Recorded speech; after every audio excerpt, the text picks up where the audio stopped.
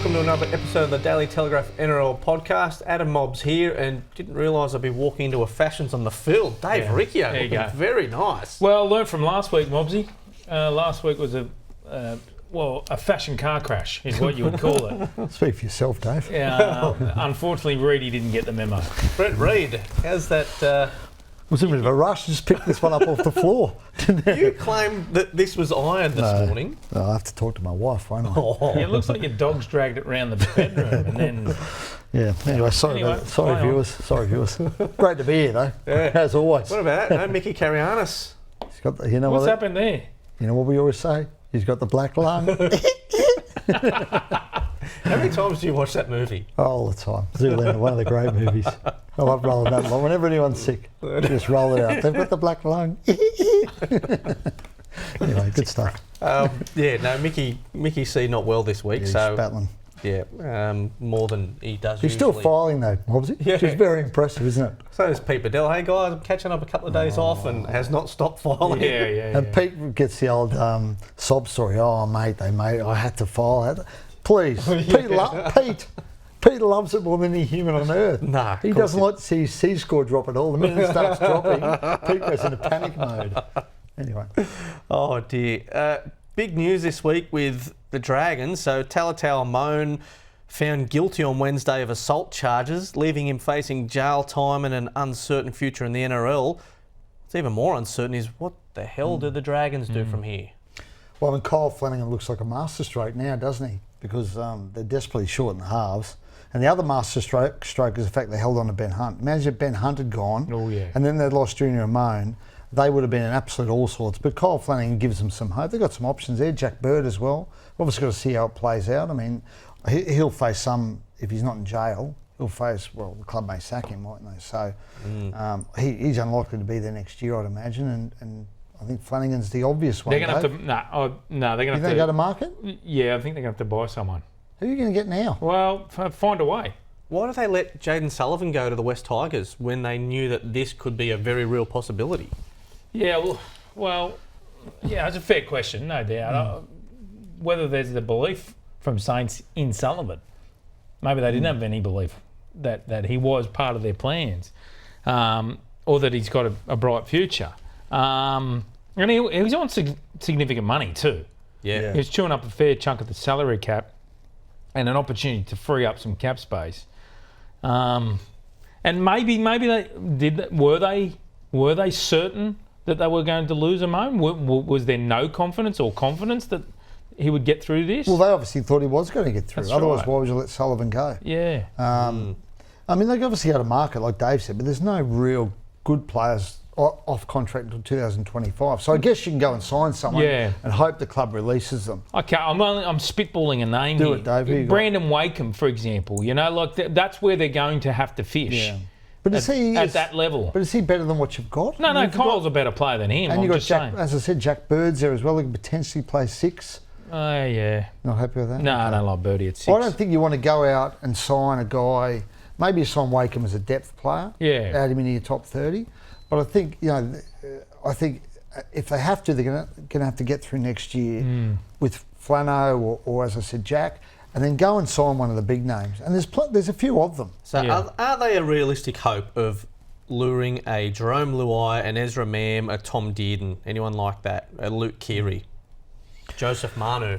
Yeah, I don't think they'll get Manu. I think Manu will stay at the Roosters. They're very confident that he'll stay. Tommy Dearden's an interesting one because I think Tommy's going to November 1. The Cowboys have made him an offer. It's not what his management believe he's worth. And I reckon if you went hard at Tommy and made him a big offer, the Cowboys are pretty tight up there. So, maybe you can convince Tommy Dearden to make the move. It's a big move for a kid from Queensland to, who's always been in Queensland. I just think down here. Yeah, I hear what you're saying and it's great, but I think it's highly unfortunate for so much hope around St George Illawarra going into next season. Was there? I think so. There was a bit of optimism, wasn't there? Yeah, change of coach always brings optimism and a new way. And Shane's done a wonderful job in sending that message. Now to be scratching around for halves, and everybody knows how key they are to your season, it's a monumental blow. Would you throw $1.2 million at Jarome Luai? No. No? No, I don't think he's worth that much, mate. I really don't. It's a what is it? It's a buyer's market, isn't it? Yeah. I don't think he's worth that much. And I say that on the... Three-time premiership winning 5'8". Yeah, look, I just say it on the basis of the way Penrith played without him this season, through injury, etc., and also the way they got the job done when he was off the field in the grand final. I'll tell you the other issue they've got. Does anyone realistically think Ben Hunt will be there beyond next year? I don't think he will be. No. So they're going to have to find two halves, not one. Potentially, if they decide Kyle's not necessarily the answer in the halves, over the next 12 months, they're going to have to find two halves. So you don't think they can make him hold to his contract for 2025? No, I think they've made an agreement they'll stay next year, and if Ben agitates again, I think he'll go. Well, yeah. Ben's got to be a bit smart about it too, though, mate, because he's not going to get the contract that he's actually signed to at Saints through until the end of 25. Elsewhere, I wouldn't think. You don't think so? Gold Coast will pay him 800. What, for 1 year? No, I'd imagine they give him 2. So how old is he in that second year? In 27? 35, 36? Yeah, come on. Okay. I think it's not without a possibility. I'd throw him if he enjoys his season under Flanagan. I would throw him in at 1-1, 1-2 at Jarome Luai. I think he's a winner. I think Jerome's a winner, and as Mobbsy said, it's a buyer's market. That is the price you pay now for a marquee half. 1-1, 1-2. That's the market rate. First question. Jarome Luai is going to ask is, who am I playing with? Yeah. Well, you got to sign some blokes to help him. Yeah. So you're saying Ben Hunt's leaving. Yeah. So if Ben Hunt leaves, Jarome Luai is going to sign there with not knowing who the halfback is. Imagine the cap room they've got. Imagine the cap room they've got. Yeah. Luai can't sign on hope, and this is why Ben Hunt. He agitated because he was sold lemons. Yeah. He was told that they were going to recruit and we'll put a team around you. It never happened. And you want to see these young kids coming through as well, because for such a big catchment, you've had your Tyrell Sloans, Cody Ramsey, who's from the Central West coming in, the young forwards, Couchman and that coming through. You want more. You want to see more. You want to see the fruits of the effort of teams like Penrith are doing, and it's because as we look at it at the moment, those free agents out there, or there's not a lot, is there? Because we name those three, and then you look at the next list of players of halves coming off: Jamal Fogarty, Toby Sexton, Tyson Gamble, Cody Nicaragua. Fogarty's done at Canberra. He's extended. Yeah, he has officially extended. Yeah, right. He's agreed. Yeah. So but there's not a lot that free agency market. England's at the moment, the option as well. Yeah. There are a couple of blokes in England who are looking to come out. Lewis Dodd, Harry Smith's been linked. The guy down the track's Jack Wellesby, the guy who came out of the St Helens fullback slash 5'8". He's an outstanding player, and there's going to be a lot of clubs in for him. But again, he's a 2020. I think he's 2026. But Lewis Dodd's 2025 guy. Harry Smith, who just I think he just about got me in the match in the grand final over there. He's a 2025 guy. But the issue is next year they're not going to have, it's Kyle or bust basically. Yeah, next year. Next year's tough. Yeah. Any sort of hope for the Dragons for next year now? What do you say to fans when they're looking for something to get excited about? You just touched on something interesting there, Mobbsy. You want to see more of the Dragons coming through, and I've got to say that's Shane Flanagan's strength, setting up strong pathways, and he's invested with some strong coaches in both New South Wales Cup, SG Ball, and doing more within the development phase of going after what has always been a really strong nursery, and that is the South Coast. I think, look, it's not going to give you hope for next season, but it's in train with Flanagan at the helm that in years to come we'll start to see some... Next season doesn't sound good for him, does it? No, it doesn't sound like a good year for the Dragons. Well, you know what? Shane's going to have to be a magician to get this side out of the bottom four. Maybe we're putting too much emphasis on Amone. Well, it's not just that. So Amone's been removed now from the equation. What did we think Amone was if he was in the team? Well, the jury was still out on whether he was a That's right, the jury was still out. But the problem was there's no one behind him. Yeah, well, that's where they're going to have to make a buy just to replenish the halves at least. Yeah. If they lose a Flanagan or a Hunter in the year, what happens to them? They're stuffed. In my professional opinion, they're stuffed. Yes. Oh dear. Anyway, good luck, Dragons fans. We're thinking of you. We're thinking of you. Well, we'll skip down to off-season moves anyway, because you were talking about England, and Raiders look like picking up Wigan Super League forward Morgan Smithies. I like this for the Raiders and the fact that he's only 22, Morgan Smithies. They usually, the guys they bring over who have been successful, Whitehead, Hodgson, all those guys, they come over 25, 26 when they're more established, and you know, it's the longevity you get with players like that in the NRL isn't as great. So I love this for him, but what do you make of Smithies coming over? I haven't seen a lot of him. But he apparently played really well in the Super League Grand Final. He's just a hard-working, tough guy who plays in the middle. And you know, he's young, as you said. They paid a six-figure transfer fee for him. Well, I don't think they've paid it yet, but they've in the process of agreeing that. Looks like it'll be a 3-year deal for him. And he seems a decent footballer. I think he missed out in the England squad, which I don't know. I suppose they've got Victor Radley at lock, haven't they? But are you suggesting anyone can just make the England squad? That was what you were just saying. Well, it's harder to miss out than to make it, isn't it? Yeah. Anyway, I mean, he's young and. Hey, who identified him? Who found him? That's a very good question. Because you know, like the great and late great Peter Mulholland, this was his hunting ground. He was responsible for a lot of those successful English players going to the Raiders, and I'd be interested to find Joel out. Carbone's taken over, I think, there now as a recruitment guy. Sure. And you know, they've obviously got a great relationship with English players, right? Through Elliot Whitehead, and the blokes you mentioned before, Bateman and Georgie Williams and those guys. So I think I would say Whitehead would have played a part in this as well, in getting him out here.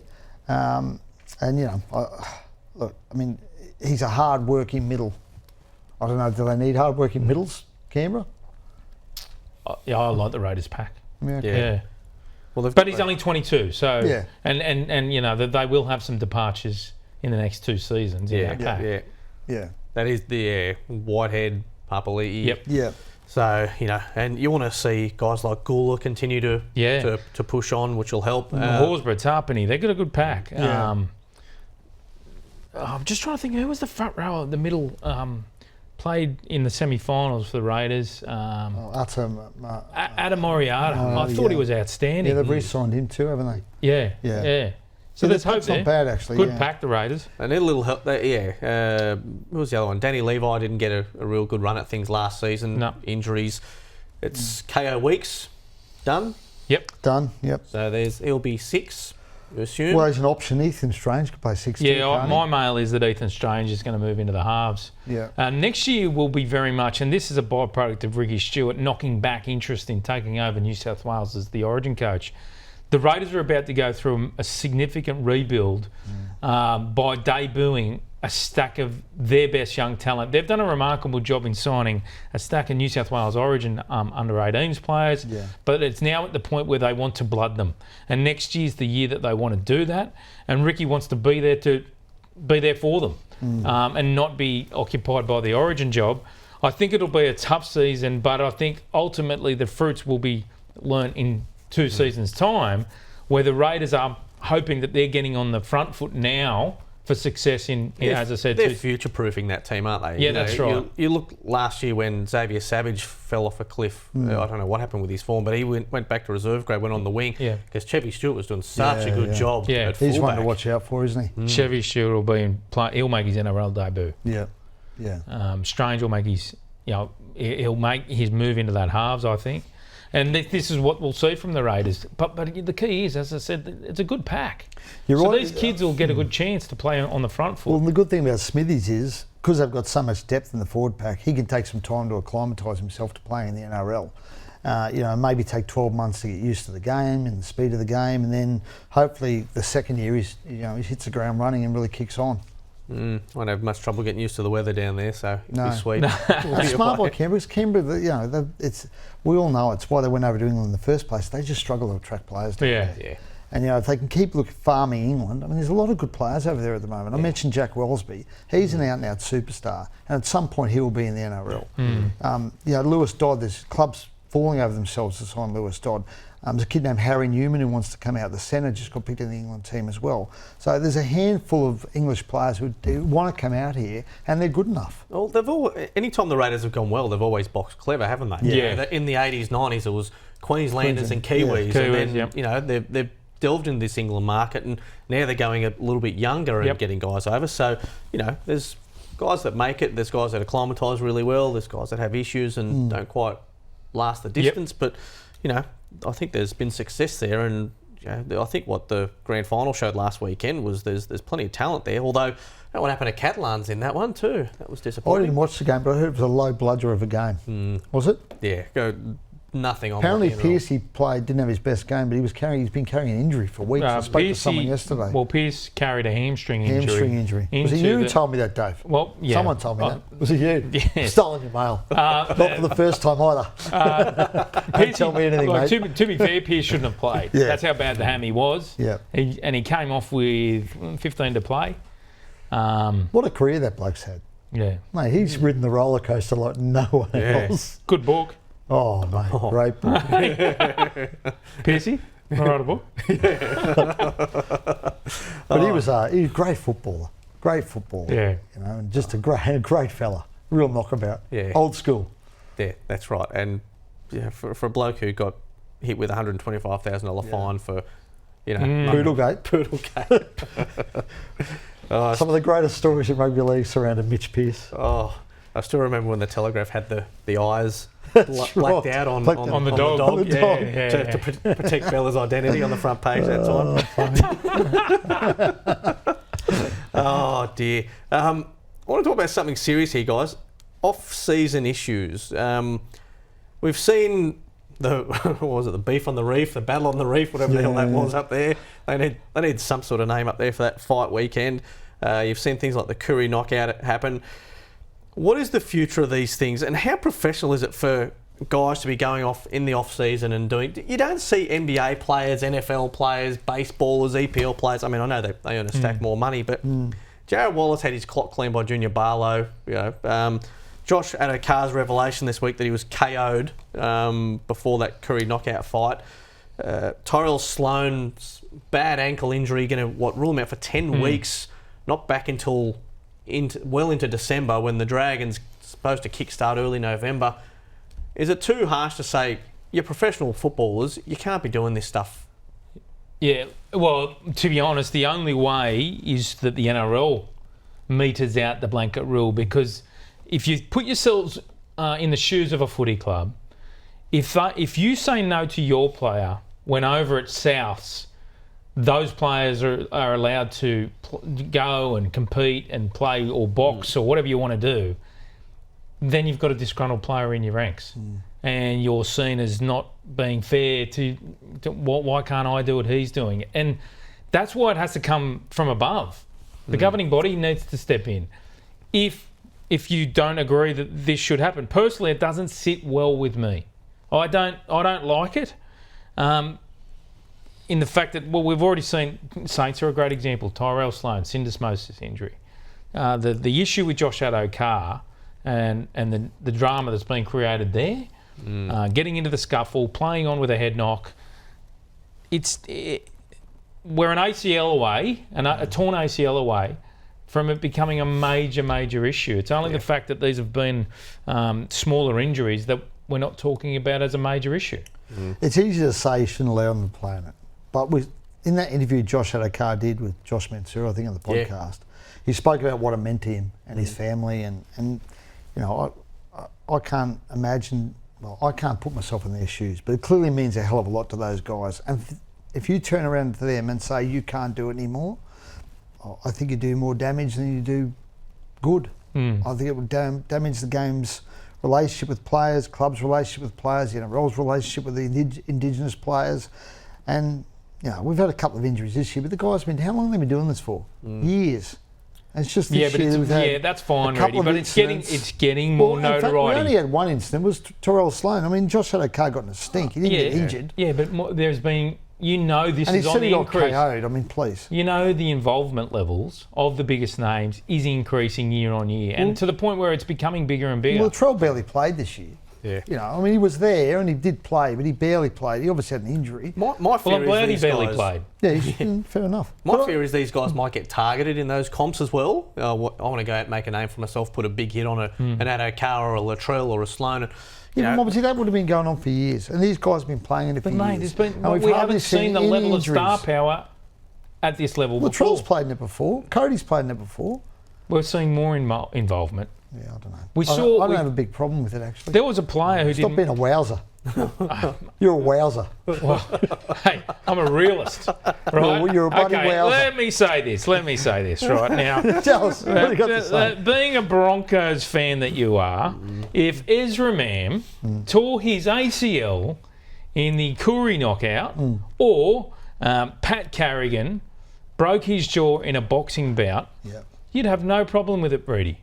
Well, they're putting themselves at risk, Dave. Your Broncos They season's are. over. Ezra Mann, season's if over. Ezra Mann did that, he'd actually be putting himself at risk because he's got a contract that's about to run out. Look, we expect him to do an extension there. But if he went out in the Koori knockout and did his ACL, he's putting himself at risk as well. The risk, it's not one way, the risk. Yeah, fair enough. And there was an NRL email which Dean Ritchie reported on today of to clubs expressing key concerns about players being injured in the tournament, and before warning that insurance cover for players will be reviewed for next year. Thankfully, both Tyrell Sloan and Josh Addo-Carr had permission from their club, so they're covered Well, insurance. that might be an issue if the insurance goes through the roof. That's obviously going to be an issue for clubs. I mean, you look at the boxing side of things, guys like Regan Campbell-Gillard, Junior Barlow, be keeping immensely fit in the off season. It's better than going off and gaining 15 kilos and coming back and a being lot of sent into fat camp You're right, for Mobbsy.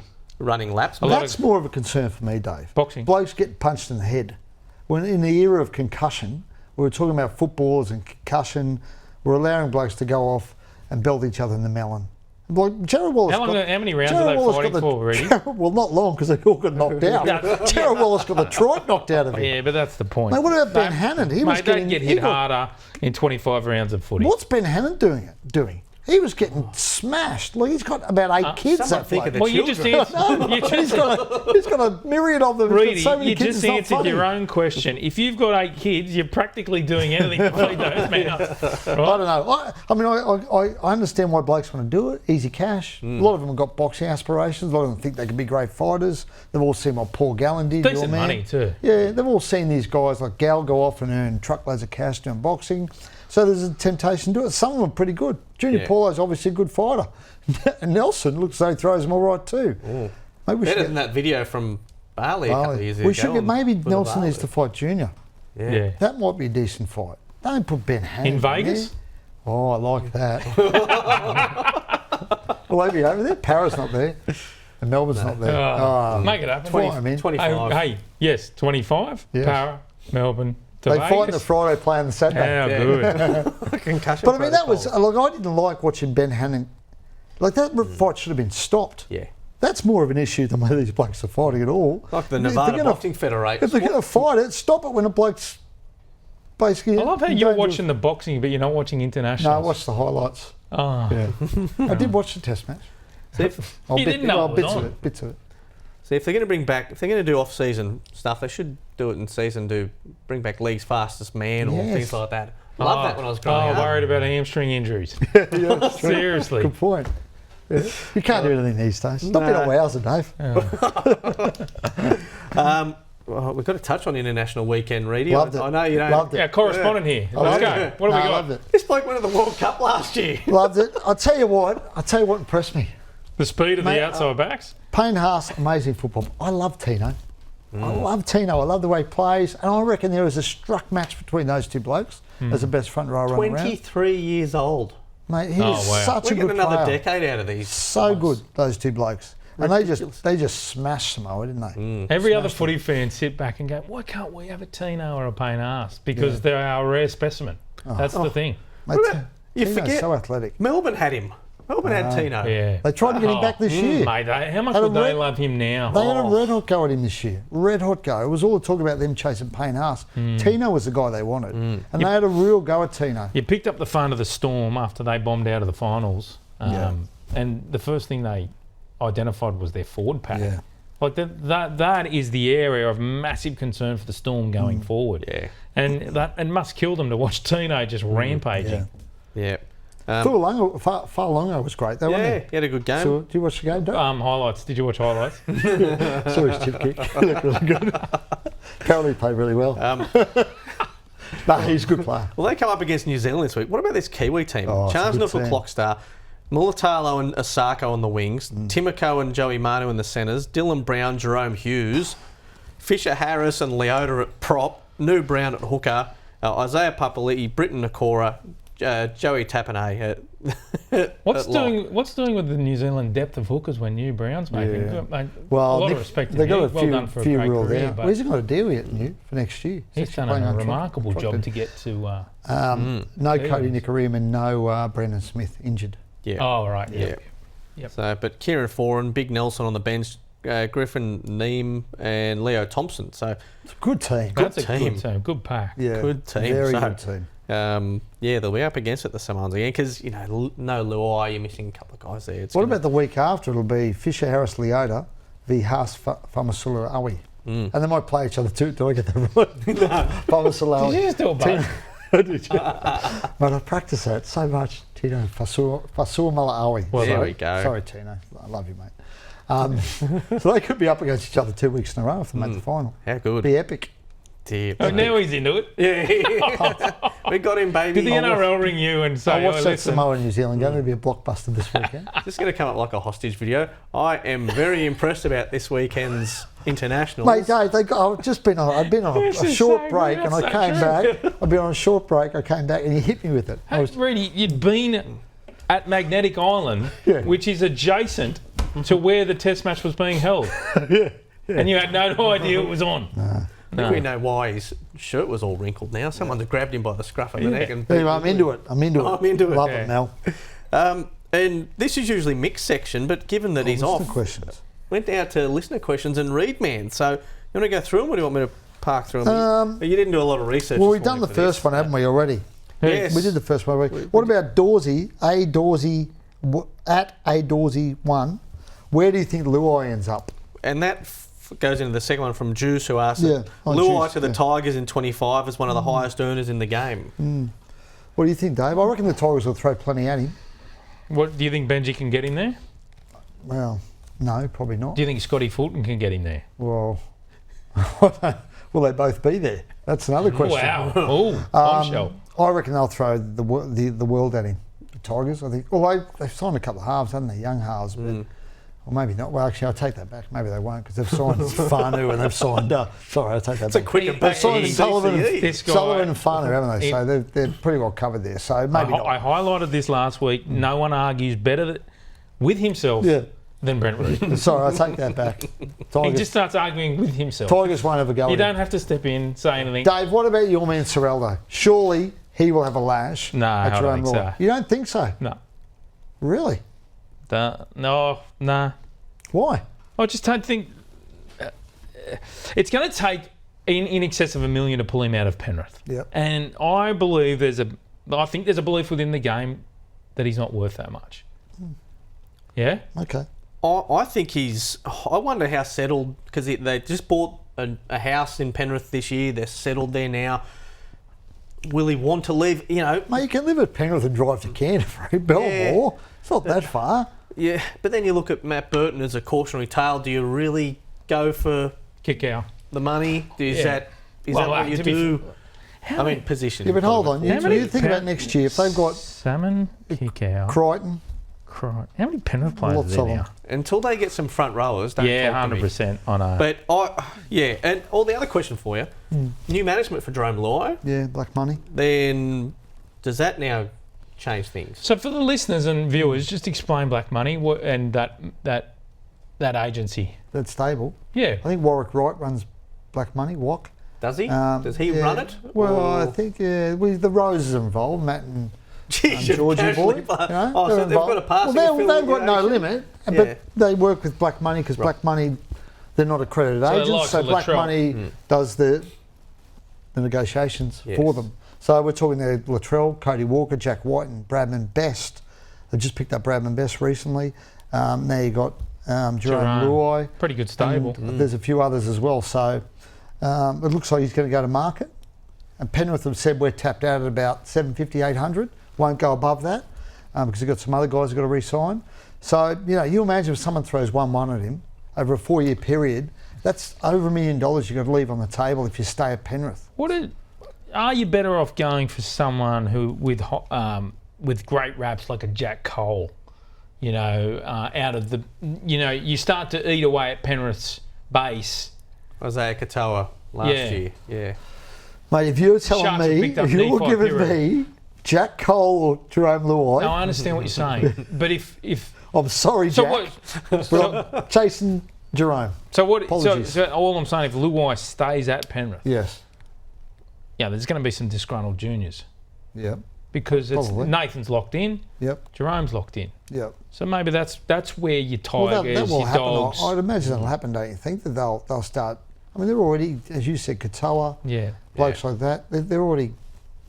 they're taking the cream. Yeah. At some point, the cream Hopgood went last year. Mason Teague went to the Dolphins last year. They're starting to look at... And you've got guys like Harry Hassett. Yeah. Well, he was basically done at the Dolphins and then pulled out the deal and stayed. So there's clubs already doing that. They've got that Jesse McLean locked in long term there. So, which again, that throws into question: what do they do with Sinead? He's got a younger brother too, hasn't he? Casey McLean or something. Yeah. There's made our schoolboys list. Check it out. It's on the website. Top 50. I think he was number 3 or something, maybe 2. Nice. Yep. But that Taruva off contract as well. So where does he all fit into this? I mean, he could have gone to the Dolphins last year. They chased him hard and he stayed, so he'll stay. I mean, he was really impressive this year. So, I think they'll keep him. Yeah. Well, that's one of the reasons they can't go above 800 for Jerome, because they need to keep Taruva, Taylor May. There's one other off the top of my head, I can't remember. Hey, Readie, Mobbsy, do you mind if I read one here? Yeah, go for it. Adam Watt, at Watty's Adam. This is particularly directed at Brent Reid. And it says, how's Kepi to the Bunnies coming along? Well, it's done and dusted. No. You know exactly the question there. Because you had a red-hot go at Sean Kepi as you described him as one of the most frustrating footballers that you have come across. Now, Adam wants to know, is his progression going well at the Bunnies enough to change your mind? Well, I haven't started training yet. Well, he wants a Kepi update. He's looking good. JD will do work wonders with him. Don't worry, he'll turn it around. Just get the mistakes out of his game.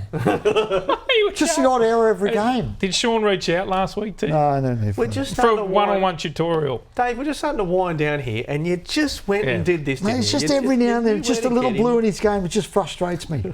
Yeah. Good question, Woody. Josh Curran, future from Anton Posett. On the way out there at the Warriors, wants to come home to Sydney, does he? Yeah, certainly being told that he can look around, Josh Curran. We've spoken about him before. He's a handy footballer. I like him. Very much so. Yeah. I wouldn't think he'd struggle to find a club. St George Illawarra, we've spoken about them. Someone like Josh Curran coming off your bench, adding punch, I'd go there. Yeah, I like it too. All right, do we have any other quick questions? There's a couple others, quickies. Well, I think we sort of talked about this before. Could we potentially see the least amount of movement on big names between 24, 25? Because a lot of them, honestly, are locked in, aren't they? They're all tied up, yeah. So, the salary cap went up so much, everyone was able to re-sign blokes. And Daniel Wharton-Hayes, who asks every week, where are things going with Sean Blore? Are they interested in nice prop Daniel Saifidi? I think we answered this the other week. Saifidi's not leaving Newcastle. No. And then... I'm not so sure. Yeah, I think... Ooh. Hang on. He's on big money. I wouldn't rule that out. I think if the Knights found a player that they wanted to sign, they would entertain a swapsy with Saifidi. Okay. Interesting. And we've spoken about the Melbourne Storm. Geez, wouldn't he look good? Yeah. In a Storm jersey. Storm don't like giving much up in return, though, do they? Have to be the right price. They need an outside back, the Knights. The Storm have got 1 million fullbacks. Because of the departure of Dom Young. Yeah. So... Well, does that come to a point where Suafalogo coming through the ranks, is he your long-term fullback? What does it mean for Nick Meaney? Does Paps. he slot into your centres? Paps? He's not Paps yet. Paps will be back. Yeah. But a lot of those guys are off contract at the end of 25, so I imagine over the next 2 years, leading into that, probably at the end of next year, you'll see someone fall out of that trio. Right. No, very good. Righto, dinner plans ready, and you've got to keep this brief. I know this is your forte, but... Yeah, look, I haven't given it a lot of thought. I'm on a diet though. Never I've stopped dropped you 3 before. kegs. Have you? 3 kegs, a lot of salad. So my wife was talking tonight about, I spoke to her about it before I left home, and she was talking about meatballs, but instead of it with pasta, Porcupine. just not porcupine, just a regular, actually they're carrot and celery and meatballs, bit of a strange combo. I don't know how she got onto them. But anyway, they're not homemade, they're from Woolies. But rather than having them with pasta, just having them with salad. Oh, yeah. Ooh, Yeah. very nice. Not really. Pretty ordinary meal, to be honest. How long have you been on your diet for? 3 kilos? A week. You've lost 3 kilos in a week? Wow. Yeah. Eating? Nothing. Oh. Wow. No, basically a lot of salad. Yeah. Well, if you're not eating a lot, you have time to iron shirts. Yeah. Yeah, no, not a lot of preparation and cooking involved. Mobbsy, I'm going to go with mashed potatoes. Not a big. It's not a staple Too in many our house. carbs, Dave. Too many Yeah. carbs, Well, mate. we're not on. We might look at the diet next week, but I'm going to have a crack at mashed potato with roasted chicken breast wrapped in prosciutto. Ooh, Right, fancy. on a bed of Fancy. on a Someone's bed not of on a diet. Oh. on a bed of mash. Wow. All right, Do you put the old little With- cocktail, just with some cocktail thing through it? steamed broccoli on the side. Oh, nice. Oh, Broccoli nice. or broccoli? I like broccolini when you're doing Broccolini, something yeah. like that. Oh yeah, good with no, that. that's annoying broccolini. Yeah, with some almond shavings, you know. Yeah, so yeah, I'll And let maybe you a know. little bit of butter if you're not on the diet. Or garlic. What about you, Mobbsy? What do you got? No, I'm going to get And into... lemon and rosemary, of course. Oh. This is my favourite. Do you get a plug every time you mention lemon and What do rose? you got? What do you got? No, we're going to do some rissoles, homemade rissoles tonight. But That's almost as boring as my meatballs. you do it with the with some beetroot and carrot and mix them in and Can I ask, do you wear gloves when you do that? Or do you? wash your hands and go. We're all family here. Gross. Really? Yeah, very unhygienic. What do you have with them? Hey, Yeah, just well. do some steamed veggies, mate. Gotta keep it Well, healthy. that's pretty healthy. Yeah, I like that. Sounds like the castle. What do you call these, Dale? Risol. Rissoles, All right, well that's us for this week. We'll return next week with some more footy because as we approach November 1 deadline, I want some news next week. Yeah, we need some. Yeah, we need some movement, some excitement. Excitement, please.